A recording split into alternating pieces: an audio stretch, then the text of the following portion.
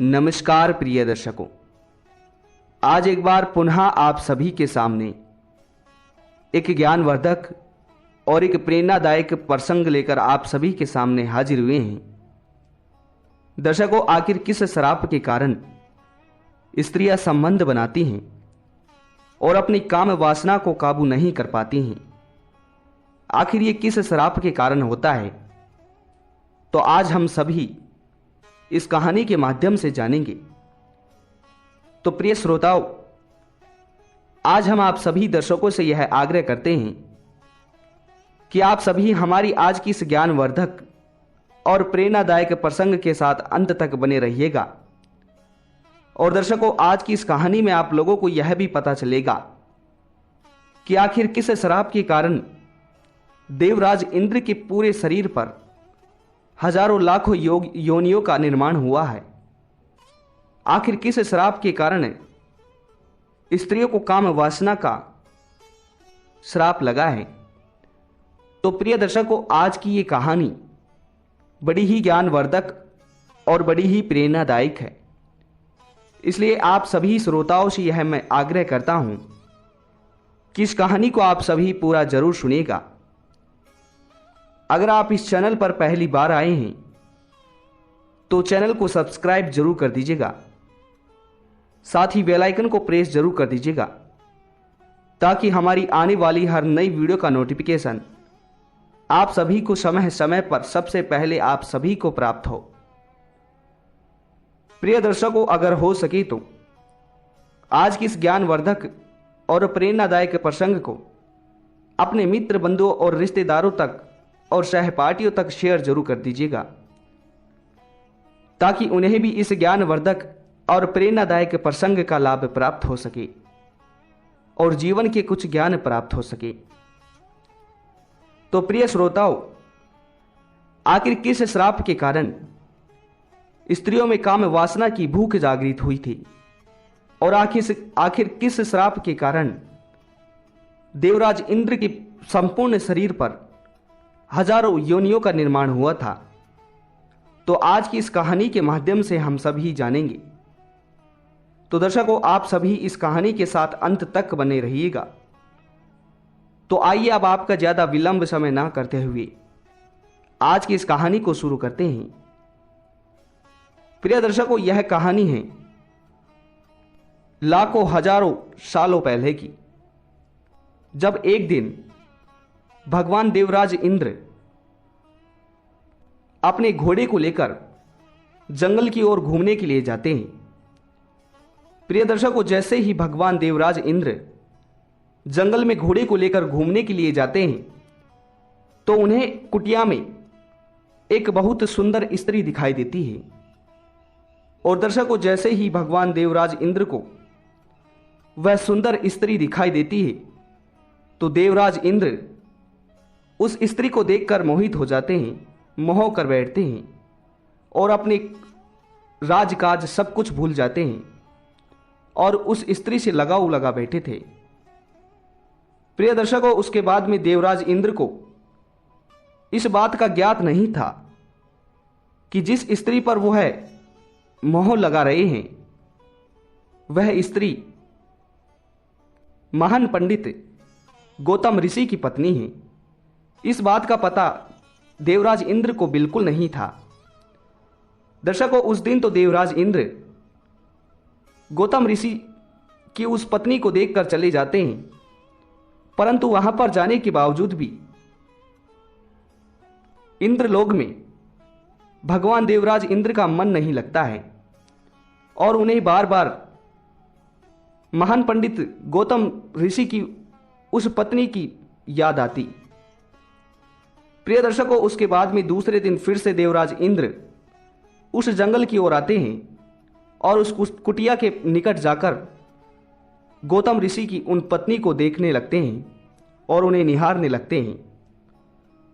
दर्शकों, उसके बाद में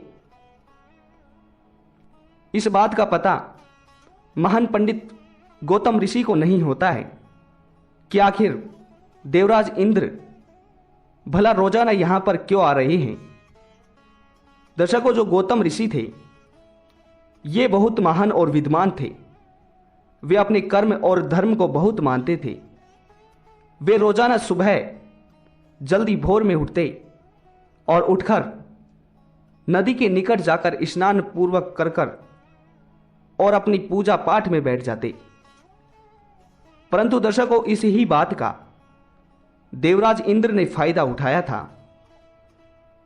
दर्शकों, उस दिन के बाद भगवान देवराज इंद्र गौतम ऋषि की उस पत्नी का पूरा ध्यान रखने लगे।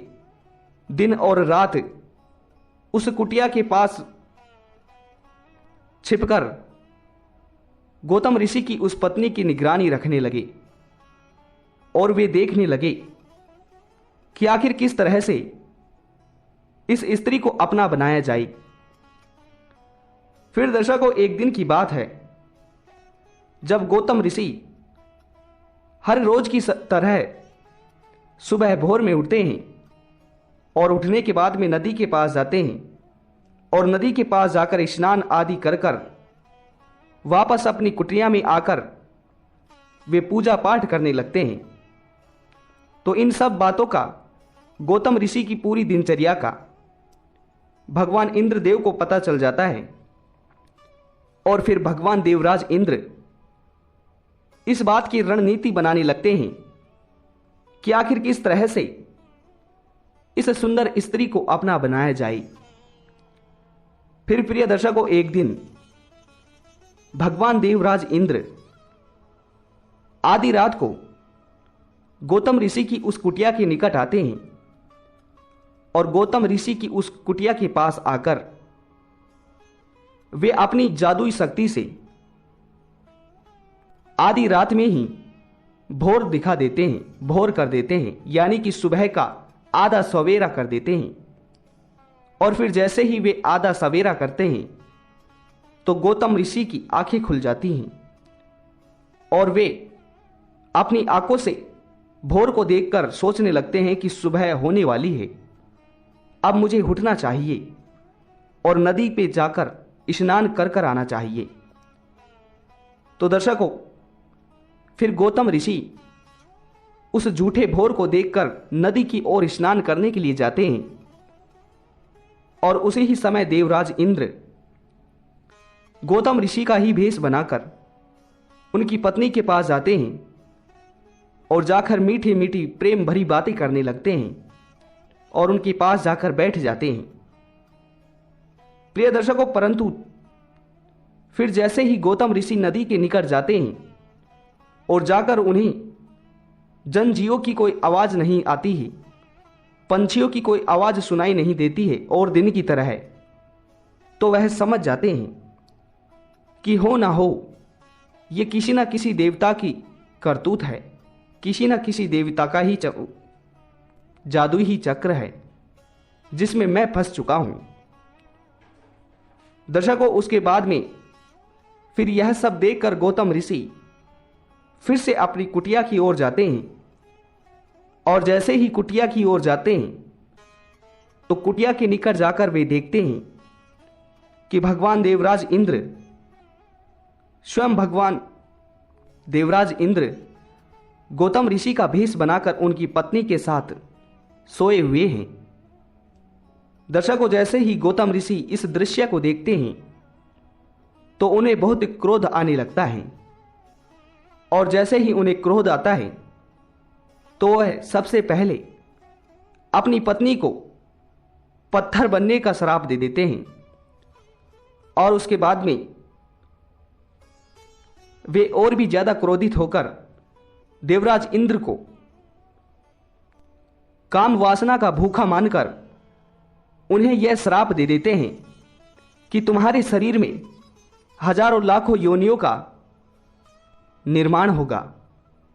दर्शकों, जैसे ही यह श्राप महान विद्वान गौतम ऋषि देवराज इंद्र को देते हैं तो देवराज इंद्र के शरीर में उसी ही समय हजारों लाखों योनियों का निर्माण हो जाता है और उनके शरीर में कई योनियां उगाती हैं। प्रिय दर्शकों, उसके बाद में यह सब देखकर देवराज इंद्र गौतम ऋषि के चरणों में गिरकर गिड़गिड़ाने लगते हैं और अपनी इस मूर्खता का और इस काम वासना की भूख की क्षमा मांगने लगते हैं। दर्शकों, उसके बाद में महान विद्वान गौतम ऋषि देवराज इंद्र से कहते हैं कि हे इंद्र, खैर अब मैं अपने मुख से दिए हुए उस श्राप को तो वापस नहीं ले सकता हूं, परंतु तुम्हारे संपूर्ण शरीर में जो योनियां हैं ये आंखों में परिवर्तित हो जाएंगी। दर्शकों, उसी ही समय उसके बाद में देवराज इंद्र के शरीर में जितनी भी योनियां थी वे सभी आंखों के रूप में परिवर्तित हो गई थी।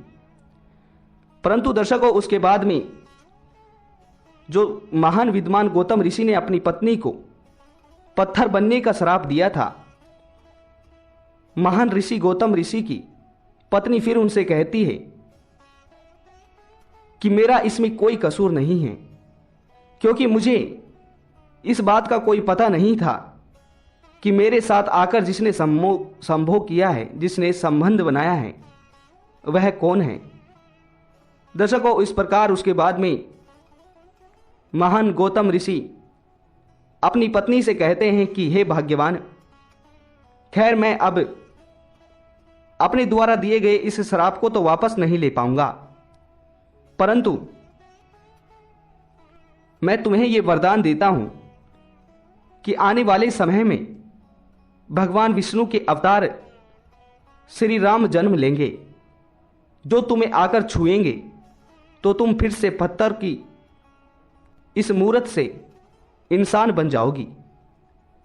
प्रिय दर्शकों, उसके बाद में फिर भगवान श्री राम जन्म लेते हैं और फिर वनवास के दौरान जब वे जंगल में आते हैं तो उस समय वे उस पत्थर की शिला को छूते हैं तो गौतम ऋषि की जो पत्नी थी वह एक मानव के रूप में परिवर्तित हो जाती है। प्रिय दर्शकों, इस प्रकार ये कहानी आप सभी को कैसी लगी कमेंट बॉक्स में जरूर बताइएगा और उम्मीद करते हैं कि आप सभी को यह कहानी पसंद आई होगी। अगर हमारी इस कहानी में किसी भी प्रकार की क्षति हुई हो तो हमें माफ कीजिएगा और दर्शकों, इस चैनल को सब्सक्राइब जरूर कीजिएगा, क्योंकि यह चैनल नहीं बल्कि आप सभी का एक परिवार है।